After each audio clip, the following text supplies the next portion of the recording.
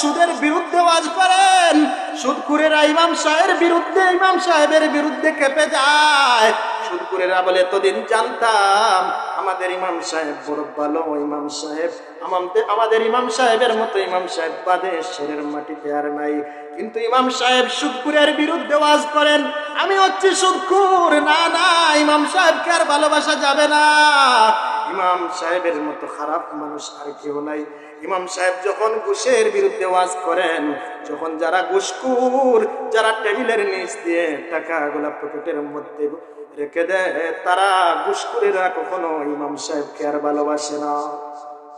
ইমাম সাহেব বেনামাজির বিরুদ্ধে ওয়াজ করেন, যারা 5 ওয়াক্ত নামাজ পড়ে না, ইমাম সাহেবের সাথে সম্পর্ক রাখে না, মসজিদের সাথে সম্পর্ক রাখে না, এই সমস্ত বেনামাজিগুলা ইমাম সাহেবের উপরে খেপে যায়। ইমাম সাহেব যখন হক কথাগুলা বলতে থাকেন, ইমাম সাহেবকে আর ভালো লাগে না। বলুন ঠিক কিনা? আল্লাহ পাক রব্বুল আলামিন বলতেছেন, ওয়াতাওয়াসাউ বিল হক। তুমি শুধু বাঁচলে হবে না, অন্য ইমানদারদেরকেও তুমি হকের দাওয়াত দিতে হবে। যেহেতু আপনি ইমাম সাহেব, সাধারণ মানুষের চাইতে আপনার দায়িত্বটা কিন্তু অনেক বড়। আপনি যখন মিম্বরের মধ্যে বয়ান করবেন, মিম্বরের মধ্যে আলোচনা করবেন, সভাপতি সাহেবের মুখের দিকে তাকিয়ে আপনি কথা বলতে পারবেন না। সেক্রেটারি সাহেবের বিরুদ্ধে আপনি কথা যদি বলতে হয়, আপনাকে চিন্তার কোনো প্রয়োজন হবে না। সভাপতি সাহেবের বিরুদ্ধে চলে যাইতে পারে, সেক্রেটারি সাহেবের বিরুদ্ধে কথা গেলে যেতে পারে, ক্যাশিয়ার সাহেবের বিরুদ্ধে কথা যাইতে পারে, কিন্তু ইমাম সাহেব কখনো সঠিক, ইমাম সাহেব কখনো হক বলা থেকে বন্ধ থাকতে পারে না। বলুন ঠিক কিনা? হক কথা বলতেই হবে। যখন ইমাম সাহেব হক কথাগুলো তুলে ধরেন, তখনই এলাকার কিছু নামদারি মুসল্লি ইমাম সাহেবকে আর ভালোবাসে না। বলুন ঠিক কিনা? ইমাম সাহেবের উপর তহমত দিয়ে দে, ইমাম সাহেবের পিছনে নতুন নতুন লেটার দেওয়া শুরু করে, আমাদের ইমাম সাহেব ভালো না।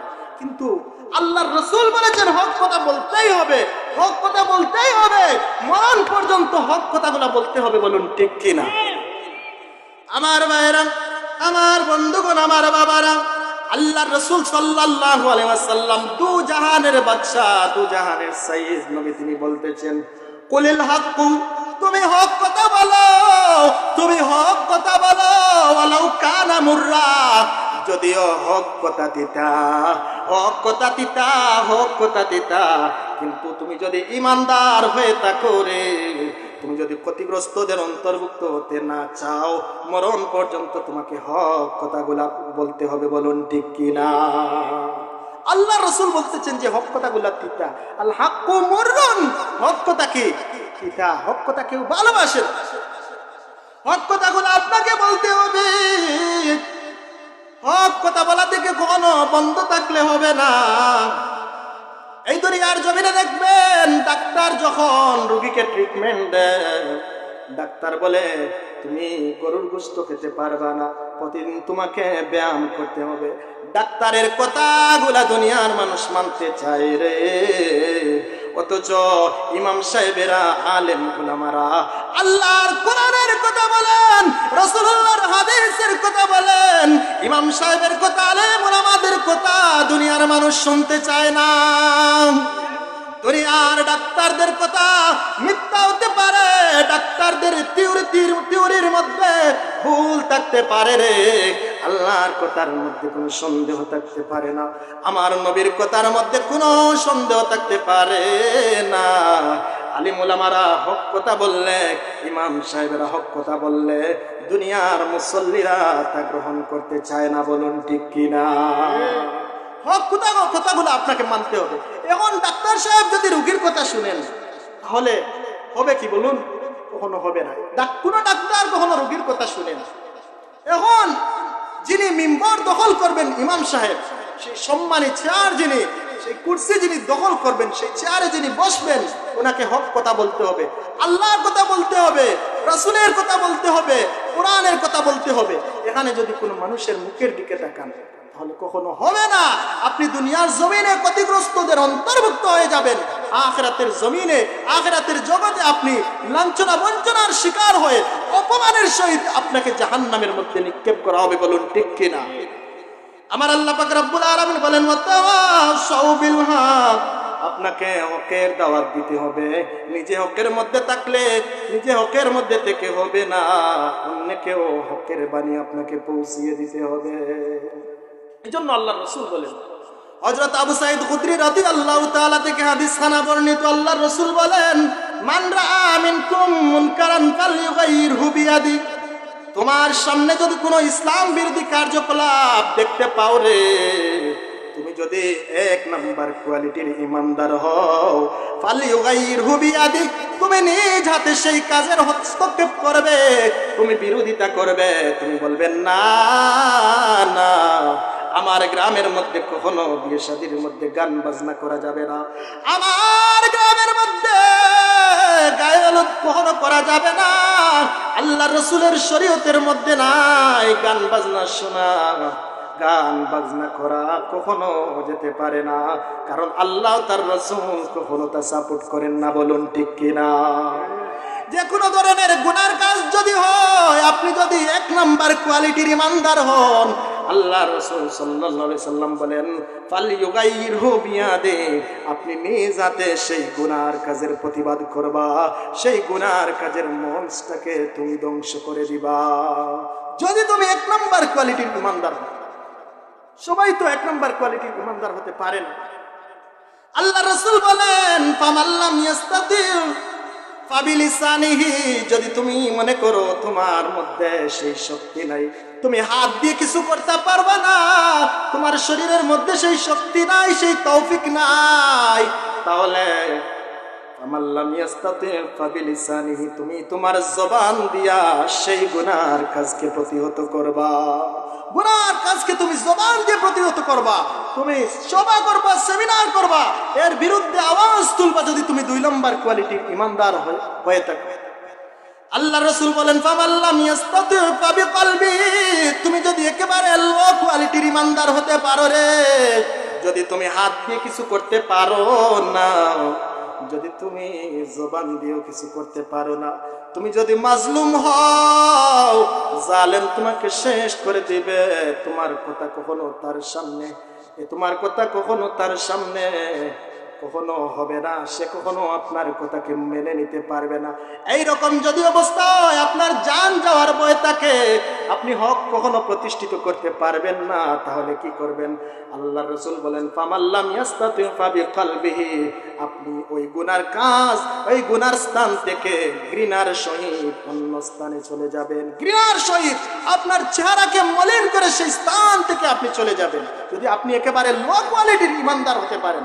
আল্লাহ রাসূল বলেন ওয়াজালিকা আদআফুল ঈমান, আর এটাই হচ্ছে ঈমানের সবচেয়ে দুর্বল স্তর।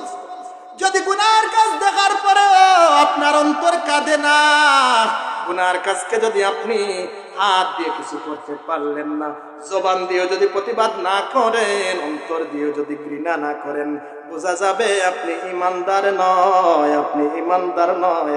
আপনার মতো মুনাফিক এই দুনিয়ার জমিনে আর কেউ নাই। বলুন ঠিক কিনা? আমরা যেন মুনাফিক থেকে বাঁচতে পারি, সবাই বলুন আমিন। আল্লাহ রাসূল সাল্লাল্লাহু আলাইহি ওয়াসাল্লাম বলেছেন, এক নাম্বার কোয়ালিটির ইমানদার হলে তুমি কি করবা? হাত দিয়ে প্রতিহত করবা। যদি এর নিচে হয়, দুই নম্বর কোয়ালিটির ইমানদার যদি তুমি হও, তুমি মুখ দিয়ে প্রতিবাদ করবা, তাও যদি না পারো, তুমি অন্তর দিয়ে ঘৃণা করবা। তাও অন্তর দিয়ে ঘৃণা করতে তো আর কেউ দেখবে না, ঠিক কিনা? অন্তর দিয়ে শুধু ঘৃণা করবেন, ওই স্থান থেকে আপনি চলে যাবেন। তাও যদি না করেন, আপনার মাঝে কোনো ঈমানই নেই, আপনি মুনাফিক। আমার ভাইরা, আমার বন্ধুগণ, আমার বাবারা, এই জন্য আল্লাহ পাক রব্বুল আলামিন বলেন ওয়াতাওয়াসাউ বিল হক, নিজে হকের উপর থাকলে হবে না, অন্য মানুষকেও হকের দাওয়াত দিতে হবে। আপনারা বলুন, এই দুনিয়ার জমিনে হক কথা বলার দরকার আছে না না? মরণ পর্যন্ত হক কথা বলতে হবে, হকের উপর আমাদেরকে থাকতে হবে। আমার ভাইরা, আমার বন্ধুগণ, আমার বাবারা, এরপরে আমার আল্লাহ পাক রব্বুল আলামিন বলেন ওয়াতাওয়াসাউ বিস সাবর, ইমানদার যারা দুনিয়ার জমিনে ক্ষতিগ্রস্ত নয়, ক্ষতিগ্রস্তর অন্তর্ভুক্ত হবে না, তারা 4 নাম্বার কোয়ালিটি, 4 নাম্বার গুণ তাদের হচ্ছে ওয়াতাওয়াসাউ বিসসাবর, তাওয়াসি বিসসাবর, বিপদে আপদে ধৈর্য ধারণ করবে, একজনের উপর বিশ্বাস রাখবে, তিনি কে? সেই আল্লাহর উপর বিশ্বাস করবে। আর সে বলবে যত বড় বিপদ, যত বড় মুসিবত হোক না কেন, একজন আমাকে বাঁচাতে পারেন, তিনি কে? আল্লাহ। আল্লাহ আমাকে সেই বিপদ থেকে উদ্ধার করবে। ওয়াতাওয়াসাউ বিসসাবর, যেটাকে বলা হয় তাওয়াসি বিসসাবর, পরস্পরকে সবরের দাওয়াত দিতে হবে।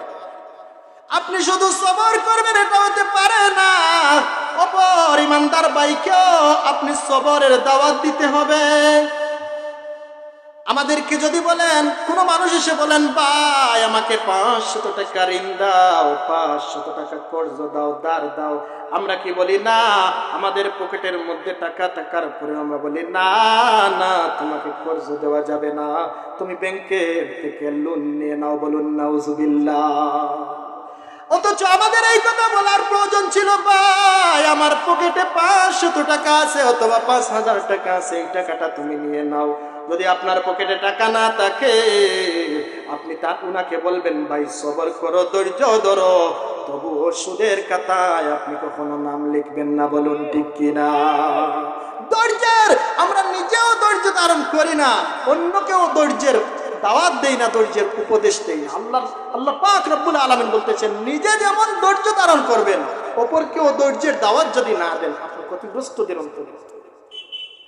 আমার ভাইরা, আমার বন্ধুগণ, আমার বাবার, আল্লাহ পাক রব্বুল আলামিন কুরআনুল কারীমের মধ্যে বলেন, ইয়া আইয়ুহাল্লাযীনা